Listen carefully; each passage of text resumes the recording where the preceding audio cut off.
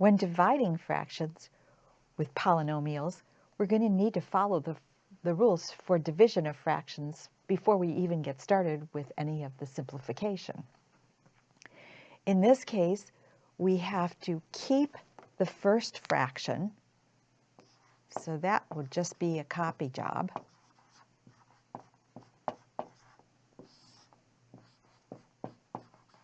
And then we're going to flip or use the reciprocal of the second term and multiply. So we're changing the sign from division to multiplication, and we're going to take the numerator of the first part now becomes the denominator,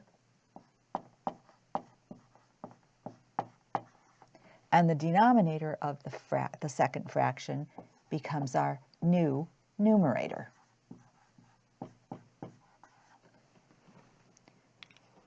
Now we're ready to factor.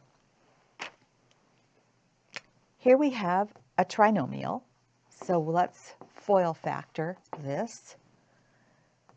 Our x's go in each of the front terms, and now we're going to work with our 10. In order to get a negative term, when multiplying, the signs will have to be different. So our 10 factors to 1 and 10, 2 and 5. Well, adding and subtracting will give us a 3 if we use this combination. So we're going to use a 2 and a 5, and we're going to have different signs on it. The 3 is positive, so we're going to have to make our larger number positive. There we go. That one's factored. This term is already in its simplest form, but it does come down as a grouping. Over here, we can factor this in a similar way, our x terms. We're going to be focusing on our 5. The 5 is positive, so both of our signs have to be the same. Factors of 5 are 1 and 5. It's prime. That's all we can do with that one. So 1 and 5. We need a negative 6 through addition and subtraction, so both of these signs need to be negative. And lastly, we have this one. Our x term goes first. This time we're going to work with our 12. It's negative, so we're going to need two different signs here. 1 and 12. We could have 2 and 6. We could have 3 and 4.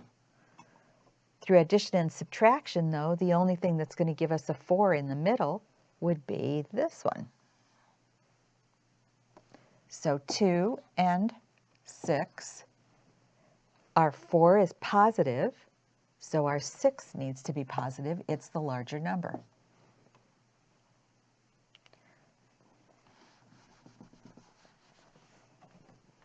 This is where the fun part starts, because now we get to eliminate or cancel out these groupings. We need a top and a bottom. We need a numerator and a denominator. They can be stacked this way or they can be stacked diagonally. So if I look here, I see an x minus 2 is in both a top and a bottom. So we have a numerator here we can eliminate. This x plus 5 cannot be eliminated here because we have our signs are different. But I see that this is a match this way. And there is no match for this one, and that one is also by itself. So we've really eliminated all we can. Now we have to actually apply the rules for multiplication of these terms, whatever's left. So we have this 1, 2, and 3 are left. So x plus 5, x minus 1, divided by x plus 6.